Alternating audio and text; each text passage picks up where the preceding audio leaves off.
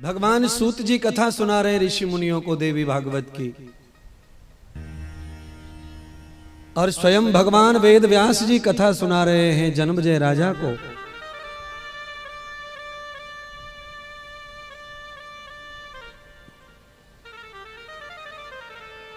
सूत जी ने कहा,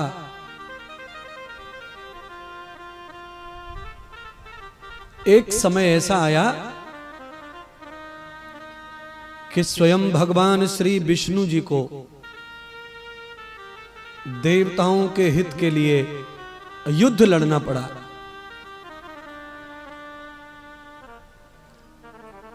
और भगवान विष्णु ने 10,000 वर्षों तक लगातार युद्ध लड़ा।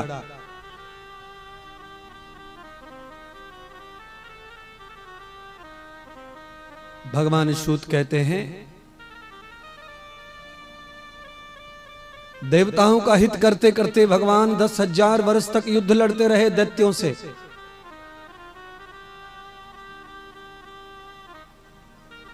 जब परमात्मा को लगा कि दैत्यों का सर्वनाश हो गया है, अब कोई दैत्य दिखाई नहीं देता, तो तधार तिष्ठम मघयेव कारणम त्वयाम प्रबध्यै जाता स्मृतिनाम। तो भगवान युद्ध के क्षेत्र में ही ऐसे ही पलाटी मारकर बैठ गए। धनुष और बाण सिर के बल रख लिए, और भगवान थोड़ा यह सोचकर बैठे कि थोड़ा विश्राम कर लें। 10,000 वर्षों से भगवान सोए नहीं थे, तो थोड़ा विश्राम करने के लिए परमात्मा बैठे तो गहरी नींद आ गई। और जब गहरी नींद आई भगवान विष्णु जी को, तो उनकी गर्दन धनुष के ऊपर टिक गई नींद में, और उसी के सहारे भगवान शयन में चले गए, सो गए। केवल भगवान ऐसे सो गए, सब जो पंडाल में जितने नर नारी हैं, ऐसे सबके साथ में कभी न कभी हादसा हुआ है। नहीं सोने वाली जगह पर भी सो जाते हैं। आप में से कोई ऐसे भी होंगे जो मोटरसाइकिल पर पीछे बैठ के सो गए होंगे। आप में से कोई ऐसे होंगे जो कार में बैठते से ही सो जाते होंगे। आप में कई लोग ऐसे भी होंगे जो बतराते बतराते बैठे बैठे भी सो जाते हैं। एक हमारे शिष्य हैं, 4, 5, 6, 10 लोग, कितने भी लोगों के बीच में बैठे हों, कितनी भी भयंकर बातें चल रही हों, और बीच में सो जाते।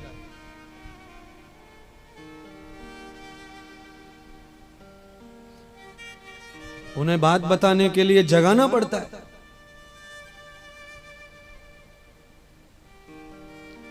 कई लोग ऐसे हैं जो गाड़ी चलाते चलाते सो गए होंगे।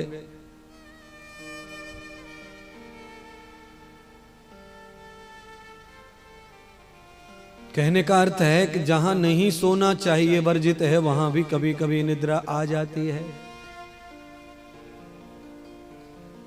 भगवान विष्णु के बारे में जब ये बात आई कि भगवान विष्णु शयन में चले गए, धनुष के सहारे सो गए,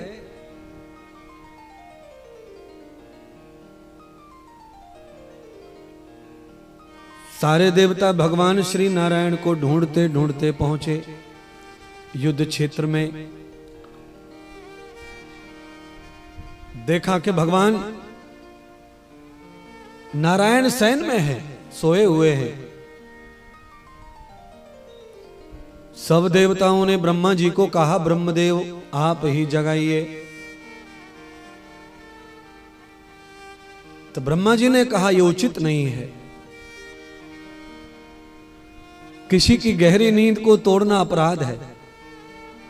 और इसमें तो भगवान नारायण तो 10,000 वर्षों से बिल्कुल सोए नहीं है, और वो बैठे बैठे सो रहे हैं। मतलब थकान अधिक है।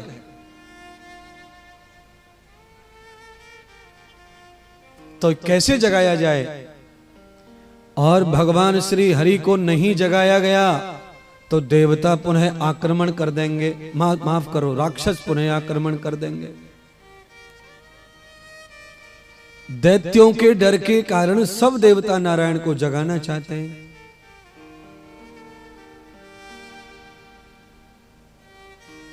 कैसे जगाएं, कैसे जगाएं, ये चर्चा हो रही थी। और ब्रह्मा जी ने अब ये कह दिया कि जगाना तो पाप है। तो ब्रह्मा ही उस समय श्रेष्ठ देवता हैं, समझ सोच चिंतन वाले।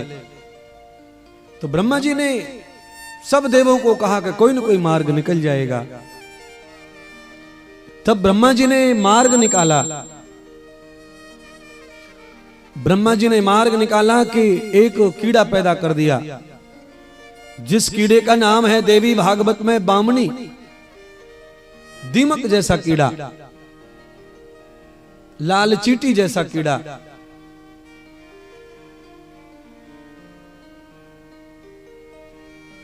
जो नदियों के किनारे जितने भी रेत के टीले हैं उनमें वो चींटी पाई जाती है, ऐसा कीड़ा पैदा कर दिया। ब्रह्मा जी से पूछा, महाराज ये कीड़ा क्यों पैदा किया है? तो कहा ये कीड़ा धनुष में चढ़ेगा और धनुष पर चढ़ेगा तो डोरी को काटेगा, और डोरी जब कटेगी तो डोरा धनुष जो है सीधा होगा, और धनुष सीधा होगा तो हिलेंगे ठाकुर जी, विष्णु जी, तो स्वयं ही उनकी नींद खुल जाएगी। युक्ति तो बहुत बढ़िया है, सांप मर जाए लठिया ना टूटे, पर कभी कभी अच्छी सोच से भी बड़ा नुकसान हो सकता है। आपसे होता ही रहता है, कभी अच्छा करने जाओ हो जाता बुरा है। कभी कभी हम कभी लड़ने की तैयारी से आते नहीं बाजार में, पर अचानक कुछ कारण से लड़ाई हो जाती है। अच्छे भले दुकान पर सामान खरीद रहे थे और ऐसी अचानक क्या घटना घट गई, आपस में कोई दूसरे व्यक्ति के साथ में मार धाड़ हो गई। घर से तो ये सोच के नहीं आए थे, घर से तो यही बता के आए थे कि आज 1 महीने का सब किराना लाना है, पर दुकान में किसी ने पैर रख दिया या कुछ कर दिया तो गुस्सा आ गया, मार धाड़ हो गई। कभी कभी न चाहते हुए भी घटनाएं घट जाती हैं, हादसे हो जाते हैं। उन घटनाओं में से एक घटना एक्सीडेंट भी है, जो घर पे किसी को पता नहीं रहता और मार्ग में अचानक हो जाता है और डेथ तक हो जाती है, मृत्यु भी आ जाती है। जो नहीं सोचा वो हो जाता है। सोचने से भी कुछ काम होते हैं, और संसार तो सोच और विचार के ही करना चाहिए। व्यास जी कह रहे हैं राजा जन्म जैसे, राजन जैसे ही उस बामणी नाम के कीड़े ने धागा काटा, धनुष की प्रतिंचा को काट दिया, और धनुष की प्रतिंचा जैसे ही कटी तो धनुष की डोरी टूटी, तो धनुष एकदम टेढ़े से सीधा हुआ। उसी धागे से भगवान श्री नारायण की भी गर्दन कट गई और धरती पर जाकर किसी बहुत बड़े सागर में जाकर, सरोवर में जाकर तैरने लगे। अब तो हाहाकार मच गया, देवता दुखी हो गए और देवता रोने लगे, अब क्या होगा। भगवान विष्णु की गर्दन को ढूंढने के लिए देवता सर्वत्र पृथ्वी पर भ्रमण करने लगे।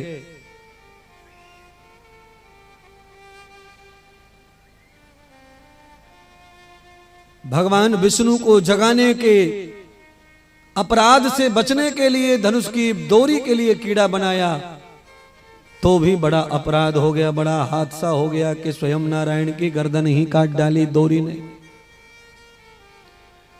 एक नहीं हजारों, जनवरी के महीने में मकर संक्रांति में आप हजारों टेलीविजन में न्यूज में सुनते हैं कि पतंग के डोरे से फलाना आदमी मर गया, फलाना आदमी मर गया, डोरे से गर्दन कट गई। पतंग का डोरा आज भी गर्दन काट के मार डाल रहा है, तो धनुष का धागा कितना मजबूत होगा। भगवान विष्णु की गर्दन कटी तो जन्मजय राजा ने पूछा व्यास भगवान से, हे गुरुदेव दादाजी, मैं ये जानना चाहता हूं कि भगवान नारायण की गर्दन कैसे कट गई। तो का अनन्यम लीला वसकृतम ये वे रूप संगहित। राजन, बामनी के डोरा काटने से तो गर्दन कटी, पर भगवान श्री विष्णु की गर्दन इसीलिए भी कटी, लीलावश श्रापवश कटी। तो जन्मजय राजा ने कहा, बाबा भगवान विष्णु को कैसा श्राप, वह भी कथा विस्तार से श्रवण कराओ। तो भगवान श्री व्यास जी जन्मजय को और सूत जी सौनक आदि ऋषियों को भगवान विष्णु के श्राप विद कथा श्रवण कराने लगे। राजन, एक बार की बात है, माता लक्ष्मी सज धज करके महल से बाहर निकल रही थी। तब ही माता लक्ष्मी के रूप को देखकर भगवान नारायण को थोड़ी हंसी आ गई। भगवान की हंसी को देखकर माता रानी को ऐसा लगा, लक्ष्मी को ऐसा लगा कि विष्णु मेरे चेहरे को देख करके हंस रहे, मतलब मेरा चेहरा सुंदर नहीं लग रहा है। विष्णु की नजर में मेरा रूप जो है कुरूप है, इसलिए विष्णु मेरे पति मेरी मजाक उड़ा रहे हैं और हंस रहे मेरे रूप को देखकर।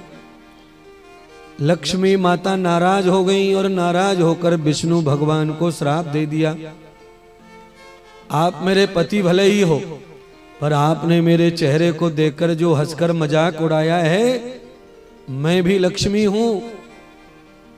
मेरा श्राप है कि जिस चेहरे से तुम हंसे हो वो तुम्हारा चेहरा ही नष्ट हो जाए। तो भगवान व्यास कहते हैं कि माता लक्ष्मी ने उनके चेहरे को, गर्दन को अलग होने का श्राप जो दिया, आज माता लक्ष्मी का श्राप फलित हुआ और इस बहाने से भगवती के श्राप को सत्यता प्राप्त हुई। भगवान विष्णु की गर्दन अलग होकर के सरोवर में तैर रही है।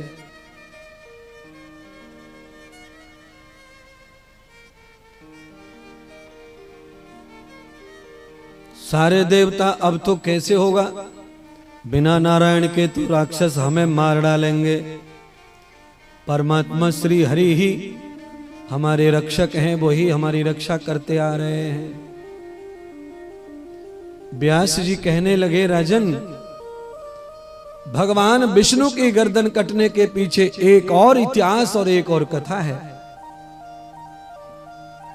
वह भी कथा श्रवण करो। क्या कथा है वो?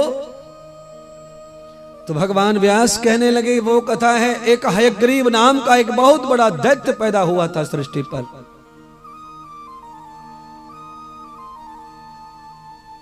हयग्रीव नाम के दैत्य ने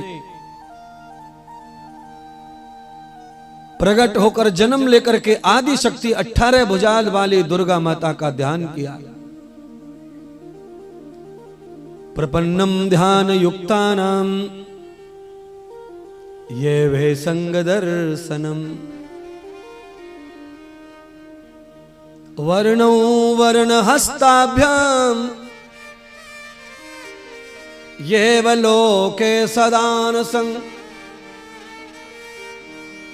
वत्सौर कृपार भूयांते ये वे दुर्गा सहरणी। सदगुरु कह रहे हैं, सौनक जी, हयग्रीव के मंत्र प्रसाद से दुर्गा माता प्रसन्न हुई और माता जगदम्बा ने हयग्रीव से कहा, वत्स तुम है दैत्य हो, राक्षस हो, पर तुमने मुझ माता रानी को भजा है, मेरा ध्यान किया है, तो मैं तुम्हारे ध्यान से प्रसन्न हूं, वर मांग लो। तो दैत्य हयग्रीव ने वर मांगा कि मुझे अजर अमर बना दो, मेरे को कभी मृत्यु ना आए। माता रानी ने कहा, पुत्र जन्म हो गया है तुम्हारा तो मृत्यु तो आएगी, ये तो अटल है, और कुछ वर मांगो। तुम्हारी आयु बढ़ा सकती हूं और मृत्यु भी तुम्हारी इच्छा अनुसार दे सकती हूं, पर मरण न आए ऐसा संभव नहीं है। जो भी धरती पर आकर शरीर धारण करते हैं, चाहे वो मैं क्यों ना हूं, चाहे वो नारायण क्यों ना हो, उन सबको लीला पूरी करके शरीर का त्याग करना ही पड़ता है। इसलिए हे वत्स, तुम भी वर मांग लो, और ऐसा वर मांग लो कि मुझे वर देने में संकोच ना हो और तुम्हारी इच्छा पूरी हो जाए। हयग्रीव दैत्य ने बहुत देर सोचा समझा और वर्ण किया वर का। वर मांगा और वर में माता रानी से कहा कि मुझे दुनिया में अगर मृत्यु आए तो मेरे जैसे ही व्यक्ति से मुझे मृत्यु आनी चाहिए, मेरे जैसा ही हयग्रीव होना चाहिए कोई दूसरा। दैत्यराज हयग्रीव कैसा था? जैसे आपने गणेश जी की कथा सुनी होगी, शिव महापुराण में शिव जी के परम भक्त तंबरू की कथा सुनी होगी। जैसे गणेश के सिर पर गजानन हाथी का सिर लगाया हुआ है, ऐसे ही भगवान शिव के गण कथा करने वाले, भगवान के भजन करने वाले तंबरू जो है ना, उनके सिर पर घोड़े का शीश लगाया हुआ था। ऐसे ही ये जो दैत्यराज हयग्रीव है, इसका जन्म आधा घोड़ा और आधा इंसान के रूप में हुआ, इसलिए बहुत बलवान था।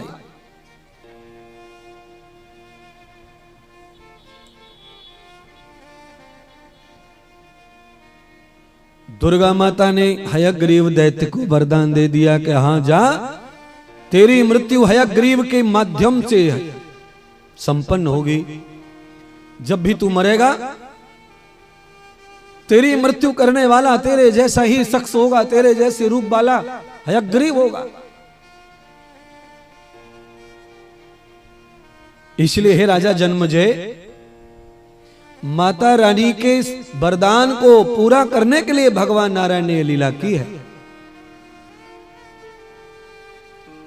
जन्मजय राजा ने कहा, बाबा गुरुदेव, मुझे कुछ समझा नहीं, मुझे कथा विस्तार से सुनाओ, जिससे मेरी समझ में आ जाए कि भगवान ने, नारायण ने लीला कैसे की। कहा, वत्स, ये गर्दन कटने वाली जो लीला है, ये दुर्गा माता की आज्ञा से लीला हो रही है। लक्ष्मी का मतलब दुर्गा। लक्ष्मी ने जो श्राप दिया था गुस्से में आकर, वह तो एक लीला है, पर उसी दुर्गा, उसी लक्ष्मी की कृपा, उन्हें पता था कि है गरीब कौन बन सकता है दुनिया में, और इस दैत्य को मारने की शक्ति किसी में नहीं है। इसका वध तो स्वयं नारायण ही कर सकते हैं।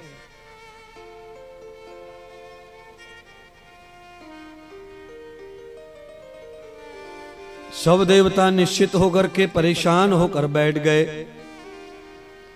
अब सब देवों में यह निश्चय चल रहा है कि हरि को कैसे जिंदा किया जाए। ब्रह्मा जी ने लीलावश सारी कथा भी देवताओं को सुना दी। अब देवताओं ने कहा, महाराज ये सब देवी माता की कृपा से सब हो रहा है, पर अब हरि जिंदा कैसे होंगे, वो तो मार्ग निकालो।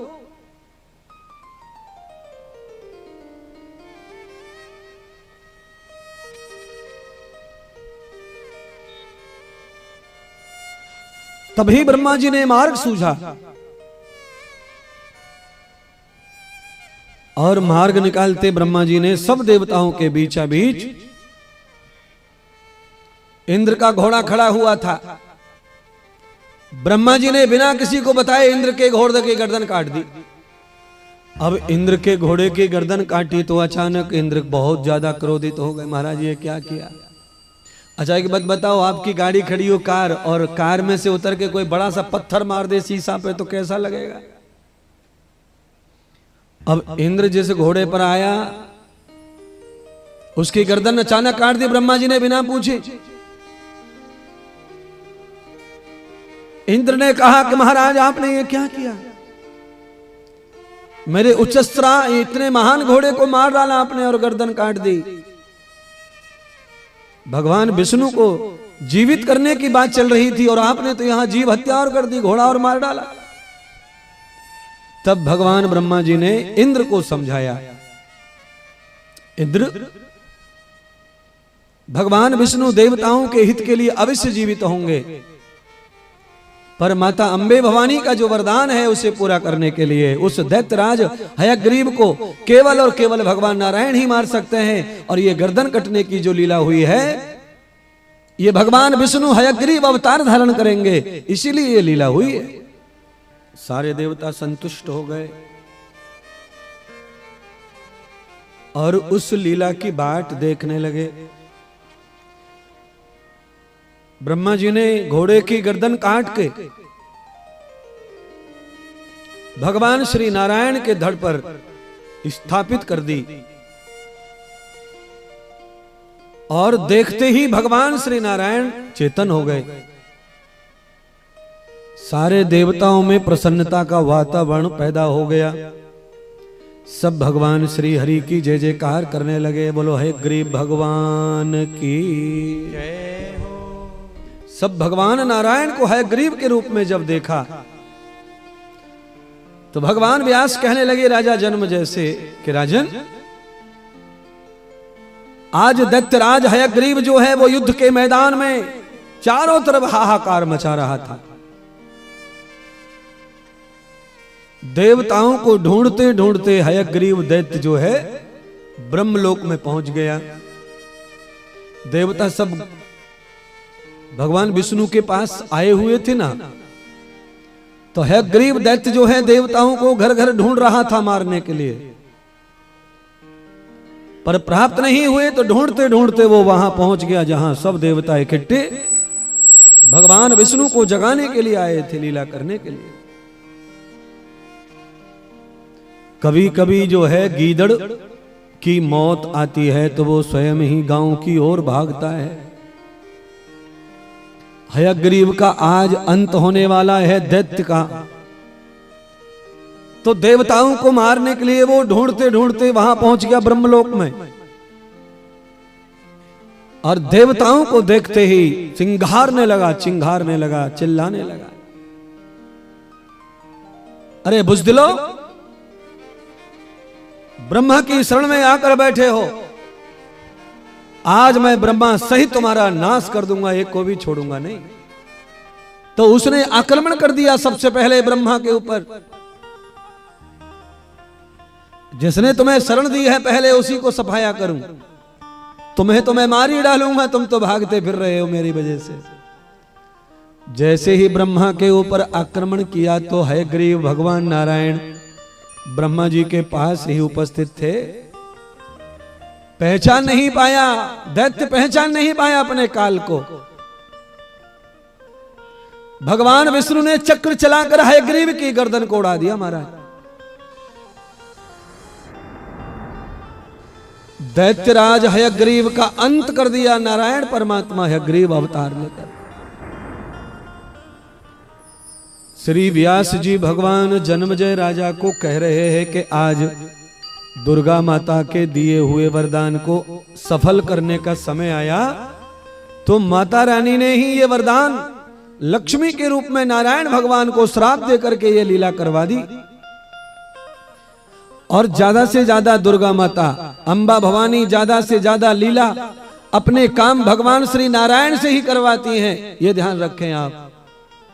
भगवान श्री नारायण को माता रानी ने ज्यादा से ज्यादा काम के लिए चुना हुआ है।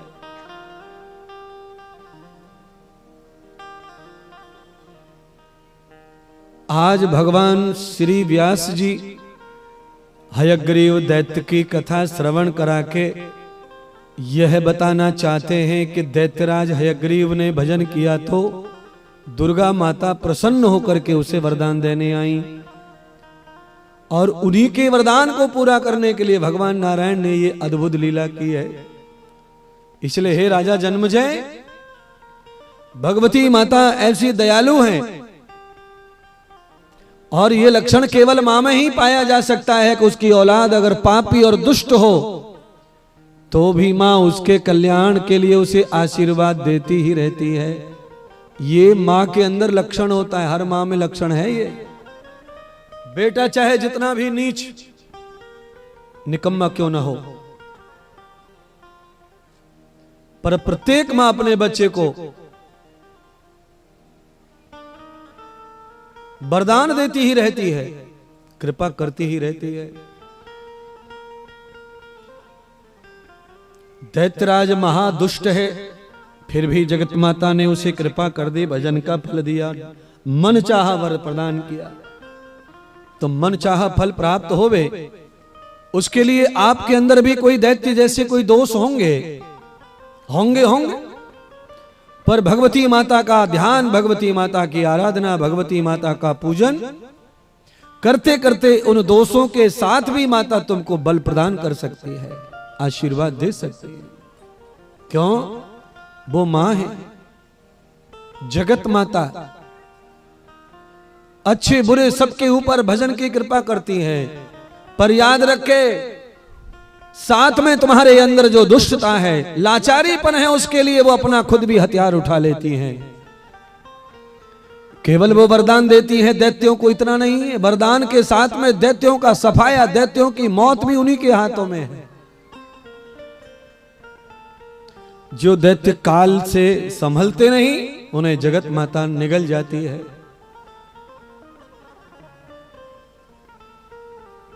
भगवान सूत जी कह रहे हैं सौनक आदि ऋषियों से, श्रीमद् देवी भागवत प्रथम स्कंद का ये 8वां अध्याय है, कथा के रूप में।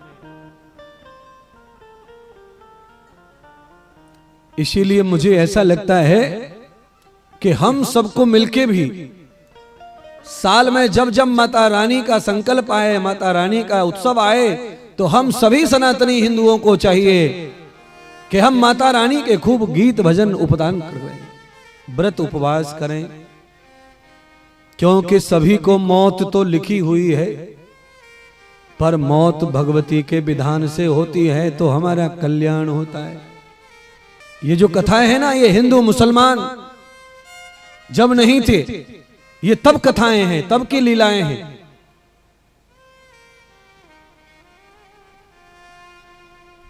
तो आज भी राक्षस भगवती का भजन कर रहे हैं, आज भी राक्षस भगवान का भजन कर रहे हैं। ऐसा नहीं है कि कोई दुष्ट है तो वो भगवान को नहीं मानता होगा। जो भगवान को नहीं मानते हैं वो हैं दुष्ट, पर बहुत सारे पापी, बहुत सारे दुष्ट, बहुत सारे डाकू, बहुत सारे निकम्मे, बहुत सारे खराब लोग भगवान को खूब मानते हैं। रावण 10,000 वर्ष पहले से हम समझते आ रहे हैं कि रावण दुष्ट हो गया था, पर भगवान को खूब मानता था। शिव जी को, राम जी को नहीं मानता था। शिव जी को इष्ट मानता था, अपना गुरु मानता था, पर माता पार्वती को नहीं मानता था। दुष्ट का मतलब वही है, कोई भी दुष्ट भक्त होता है वो सब देवताओं की अवहेलना करता है, जो देवता वो स्वीकार करता है वो उसी की पूजा करता है। बाकी उसकी नजर में सारे देवता कुछ नहीं है, वो भी दुष्ट भक्त है। प्रार्थना करूंगा व्यासपीठ से, ऐसी भक्ति, निष्ठर भक्ति नहीं चाहिए। आप किसी को भी अपना इष्ट मान करके उनकी पूजा स्पेशल करो, उनके प्रति दिल स्पेशल रखो, पर सब देवताओं को महान मान करके उनको दंडवत प्रणाम समय समय पर आने पर करते रहो, आगे बढ़ते रहो। किसी का भी अवहेलना नहीं, किसी को तुच्छ नहीं करना। रावण ऐसा ही देवता मानने वाला भक्त है।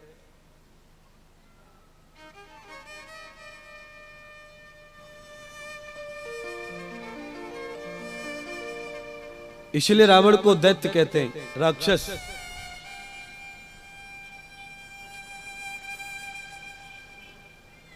आज भी है वो राक्षस दुनिया में, पूरी दुनिया में पसरे हुए। जो अपने भगवान के अलावा किसी को भी मान्यता नहीं देते, वो राक्षसी है। और वो कौन है मैं नहीं कहना चाहता, व्यासपीठ से आप सब जानते हैं।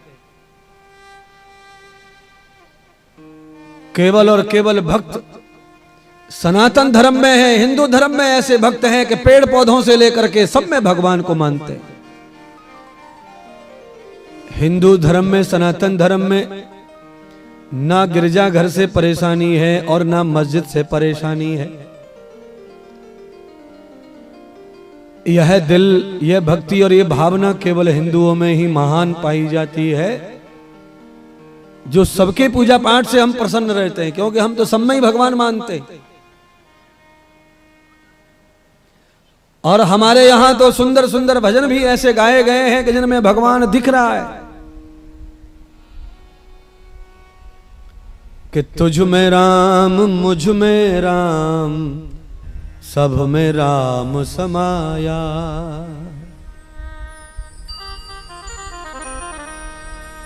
कर लो सबसे प्रीत जगत में, कोई नहीं पराया।